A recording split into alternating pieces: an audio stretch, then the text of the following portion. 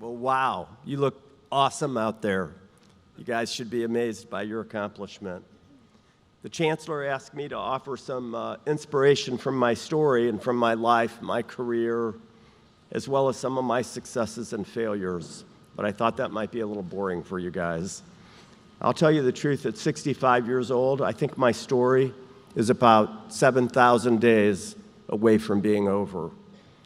My story will be written and hopefully will carry on long after I'm gone. So instead of my story today, I want to talk about your story, because you still have 23,000 days left. I don't know what you hear in that number, but I'll tell you what I hear. Life is short. And then I think this realization requires you to become a great adventurer in all of your days.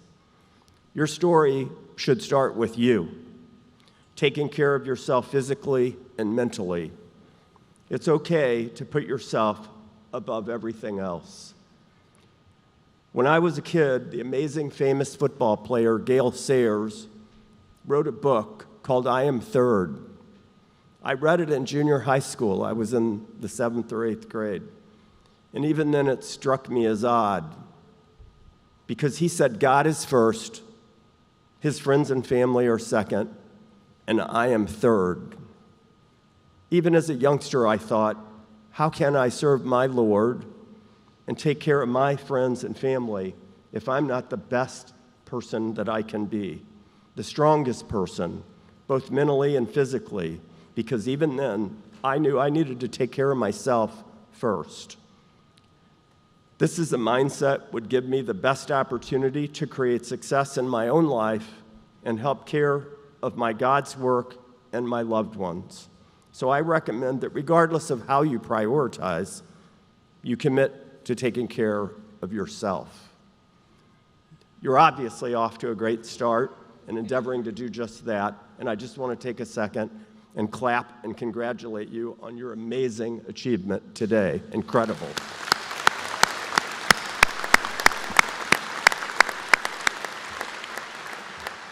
And taking care of yourself means relishing the moments that you have, this moment right now, this second. You should consider today to be one of the most amazing of your 23,000. One of the keys to taking care of yourself, obviously, is where you go, what you do, when you do it, but most importantly, who you surround yourself with. From early on in my life, I have always carefully curated the people that I spend every minute with. The minutes of your story matter too. I'm not going to spend 1 minute with somebody who drags me down, criticizes me in a hurtful way, is putting themselves down, or is on the wrong path. Too many people put up with too much cynicism, negativity, and hatred. Your story, looking back in 23,000 days, should be full of people who were great actors that supported you, encouraged you, had your back, would fight for you, inspired you, and rooted for you endlessly. There's nothing wrong with stopping to lend a hand along the way to somebody who's struggling, but there's everything wrong with not moving on from negativity and people who are anything less than your most powerful advocates. Up, up, up. Everyone you surround yourself with should bring you up. My dad was a very colorful person. He was born in a log cabin in southern Missouri. He only had a 7th grade education. He fought World War II in a battle that he was not meant to survive. He came back and had a troubled existence into his 30s until he met my mother. And then he borrowed a book, and I'm pretty sure without asking, that saved his life and turned everything around. It's called The Power of Positive Thinking, written by Norman Vincent Peale. I would still recommend it today. Not everything in it, but the basic premise of being optimistic and being positive is very powerful. After my dad read that book, every single thing in his life changed. He married my mother, had an amazing family, and although he started from nothing, he built one of the most amazing industrial painting companies in America. And only an America story. I admired him, respected him, loved him, and had lots of takeaways. But the most important was his concept of constant self-improvement. I should note that Dad only lived 28,100 days. He was 77 when he passed away. He never talked about self-improvement with me, but I witnessed it and I learned from it. While we didn't speak about it, from the time I was young, he constantly gave me books to read. Or he would hand me a newspaper article, he'd kind of shove it in my face, and he'd say, "Read this." And I would read it, and I was only 12 years old, I didn't even know what it meant. Until later, he had a reason for giving it to me. And that made me a lifelong reader and a believer in self-improvement, educating myself and finding things that were broken and fixing them. I try to never, ever complain about the way something is, but instead I just go about trying to change it and fix it. So my advice to you, if it's already not clear, is to find yourself the most educated person about every subject in every room you're in. That's a good goal, and also to be a continuous improver. The reason there are so many disappointing political leaders in our government, and there are many, is because there are so many uneducated voters. People vote for candidates that they think are in their best interest, and that's all just a bunch of hoopla, false promises, and people unknowingly voting against their own interest. So become an educated voter and be passionate about elections in America. After all, America is one of the only countries where constant self-improvement is possible without restraints. I need to acknowledge that I'm aware I didn't get my start completely from scratch. My forefathers were poor people, but in every generation they worked hard to build a path forward for the following generation. My grandfather did that for my father, and it was still a dirt path. My father flattened the path with firm gravel and made it wider for me. And I have always felt it's my responsibility to pave the path with granite for my children. I believe we paved these paths with values, and I'm sure each of you feel a sense of gratitude for the path that someone made for you to get here today, and the values you've already ingrained in your person. What will your story be? How will you make the path wider and more solid? Less rough. Start thinking about your own personal values today and what you may add to the story to make your story more successful. And also, more importantly, how you will improve the path that was set for you, for your future family to come, and your community.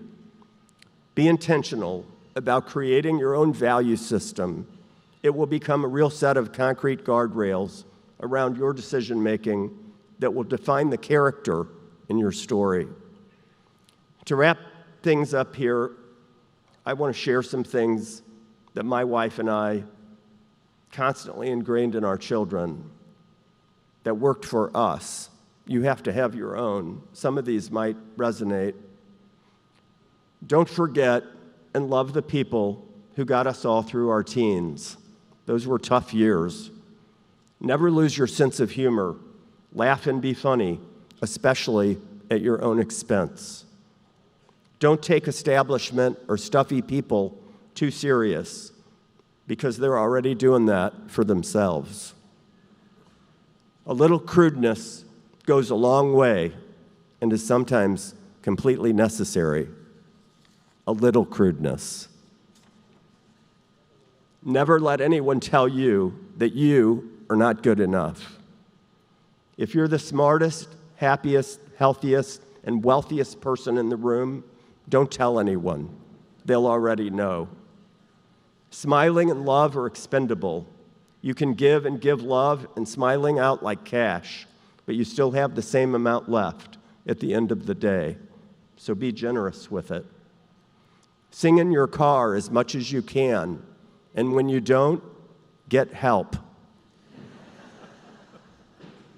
Give, get, or give up.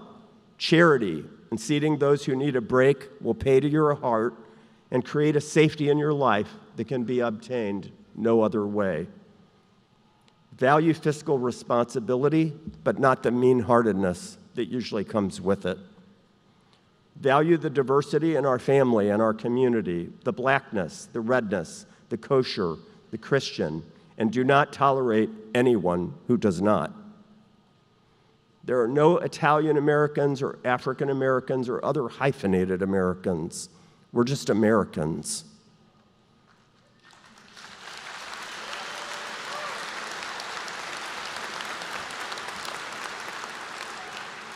And this is a really important one.